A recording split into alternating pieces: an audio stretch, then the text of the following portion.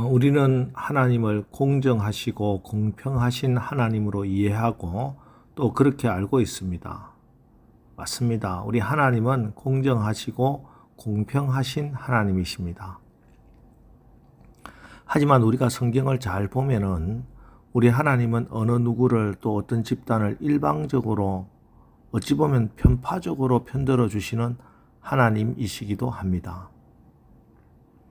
그런데 이렇게 하나님이 일방적으로 편들어 주시는 사람들, 우리가 볼 때 도무지 이해가 되지 않을 정도로 편파적으로 편들어 주시는 사람들은 바로 여자들, 과와 과부들, 가난하고 눌린 자들, 이런 사회적인 약자들입니다.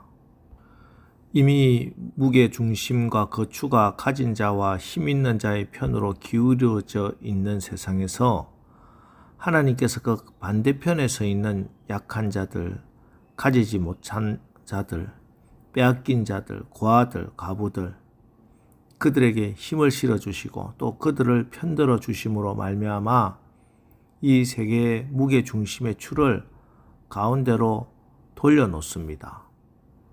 그래야 공평하기 때문입니다.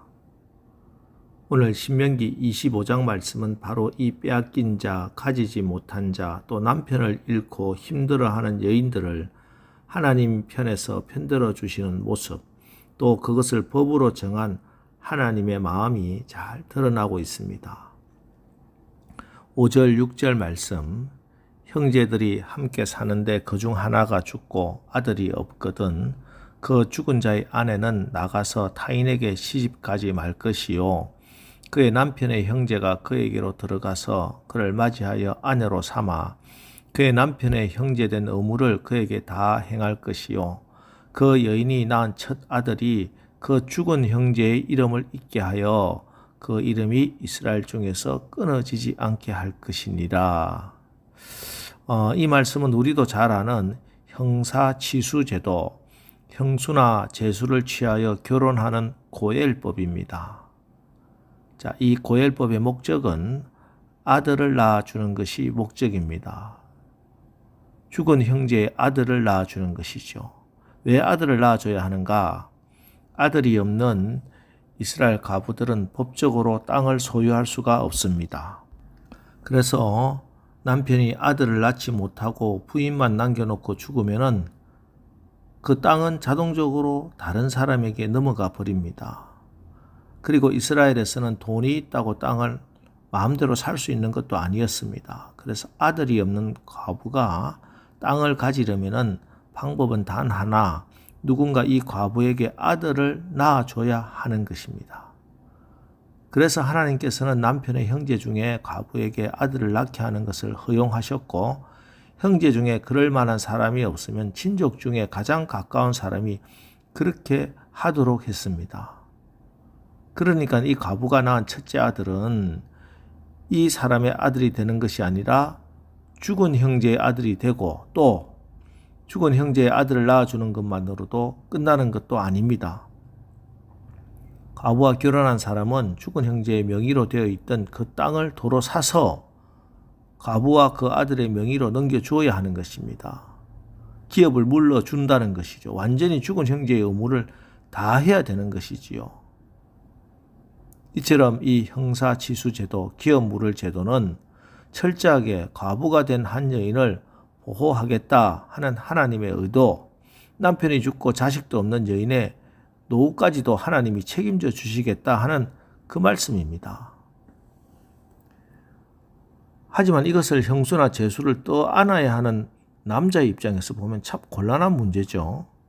내 형제가 죽었다고 해서 내가 그 형제의 여인까지 떠안는 것은, 그리고 낳은 아들까지 내 형의 혹은 내 동생의 아들로 해서 내 재산을 투자해서 그에게 유산으로 남겨줘야 하는 것은 참 큰 부담이겠지요. 그래서 어떤 사람들은 이 기업 물을 자 고엘 제도를 거부합니다.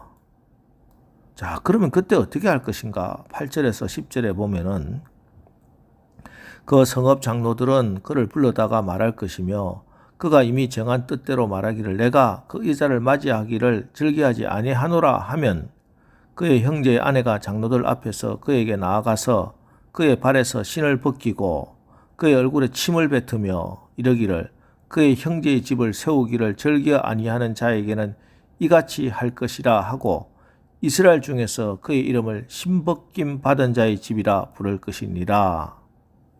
발에서 신을 벗기라는 것이 이스라엘 백성들에게 신발은 권리를 나타냅니다. 종이나 제수들이 신을 신을 수 없었던 이유도 그에게 아무런 권리가 없기 때문입니다. 게다가 그의 얼굴에 침을 뱉으며 수모를 주고 수치를 주겠다는 말씀이죠. 그리고 신벗김 받은 자의 집이라 부를 것이다. 앞으로 영원토록 사람들의 입에 오르내리는 그런 수치스러운 집안이 되게 할 것이다. 이렇게 말씀합니다. 이렇게 해서라도 반드시 그 형제된 자의 의무를 다하도록 하나님께서 하시겠다 하는 그 말씀이죠. 이것이 약자를 보호하시는 하나님의 마음이요, 소외된 자를 책임지시는 사회적 안전망이요, 안전장치입니다. 여기서 우리는 룻기의 보아스를 다시 한번 떠올리게 됩니다. 신명기 24장에 나오는 겟과 고아와 과부를 위하여 남겨두라는 말씀에 순종하고 가련한 여인 룻을 배려한 보아스는 오늘 신명기 25장의 이 형사 지수제도, 기업 물을 자 고엘 제도도 자원해서 감당합니다.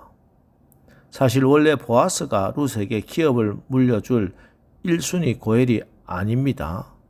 룻에게는 이미 기업을 물려줘야 할 고엘이 되어야 하는 사람 따로 있었습니다. 물론 성경에서 이름을 밝히지 않는 사람인데 우리말 성경에는 아무개라고 번역을 한 1순위자가 따로 있었습니다.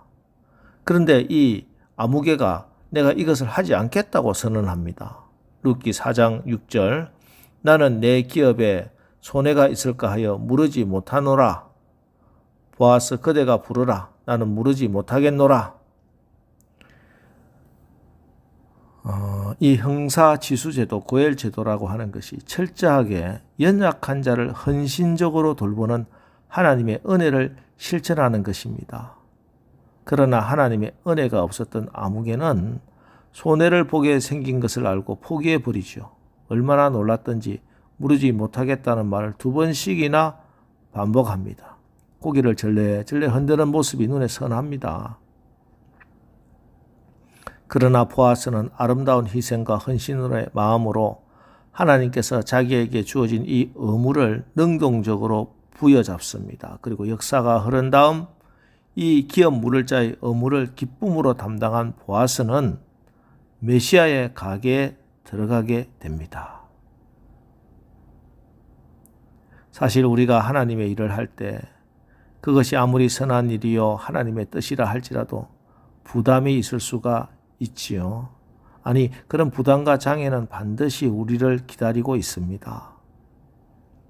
그러나 그 책임을, 부담을 거룩한 부담감으로 여기고 기도하면은 나의 소명이 되고 비전이 됩니다.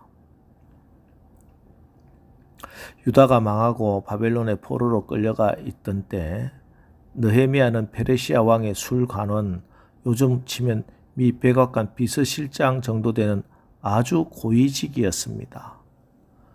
그런데 어느 날 유다 땅에서 예루살렘 성은 허물어지고 성문들은 불에 불탔으며 예루살렘에 살고 있는 사람들이 큰 환난을 당하고 있다 하는 충격적인 소식을 듣게 됩니다. 이 소식을 들은 느헤미야의 반응이 느헤미야 1장 4절입니다. 내가 이 말을 듣고 앉아서 울고 수일 동안 슬퍼하며 하늘의 하나님 앞에 금식하며 기도하여 통곡하고 금식하며 기도합니다. 그렇습니다. 느헤미야는 지금 조국의 현실을 보고 거룩한 부담감을 느낀 것입니다. 그리고 그 부담감이 그의 사명 비전이 되었습니다. 그래서 느헤미야는 하나님의 위대한 일에 크게 쓰임받게 됩니다. 여러분, 하나님께서 내게 주신 기회에 손해가 따르고 부담이 있고 위기가 있다고 포기하지 마시기 바랍니다. 그 거룩한 부담감을 가지고 기도해서 그 거룩한 부담감이 비전이 되고 소명이 되게 하십시오. 오늘 새벽에 내가 우리 가정이, 우리 교회가 하나님의 거룩한 일, 신령한 일을 사모하는 하나님의 백성들이 되기를 기도합시다. 그리고 내가 누구를 보내며 누가 우리를 위하여 갈고 하시는 주님의 음성에 내가 여기 있나이다 나를 보내소서 하고 기쁜 마음으로 헌신하여 우리 가운데 하나님 나라를 세워나가는 오늘 복된 날 되시기를 주님의 이름으로 축원합니다. 기도하겠습니다. 하나님, 지금 우리가 살아가는 이 땅은 가진 자, 힘센 자에게로 중심추가 쏠려 있는 기울어진 운동장입니다. 그래서 공평하신 하나님께서는 이 기울어진 땅을 바로 세우고자 마음의 생각이 교만한 자들을 흩으시고 비천한 자를 높이셨고 줄인 자를 좋은 것으로 배부르게 하시고자 우리를 부르고 계십니다. 우리가 하나님 나라 백성으로 하나님의 이 공평하신 성품을 본받아 우리의 마음과 생각을 성령의 인도하심을 받아 나가게 하여 주시옵소서. 하나님, 우리에게 주어진 거룩한 부담을 우리의 소명으로 비전으로 받아 기쁨으로 헌신하여 우리 가운데 하나님 나라 임하게 하옵소서. 예수님의 이름으로 기도합니다. 아멘. 자, 이제 오늘 하루도 우리가 불공평한 세상을 공평하게 만드는 일에 쓰임 받으라는 하나님 말씀에 순종하여 거룩한 부담감을 가지고 기도하고 헌신되는 하루가 되게 인도하여 주옵소서. 오늘 말씀을 기억하면서 우리 기도하고 나가겠습니다. 우리 기도하겠습니다.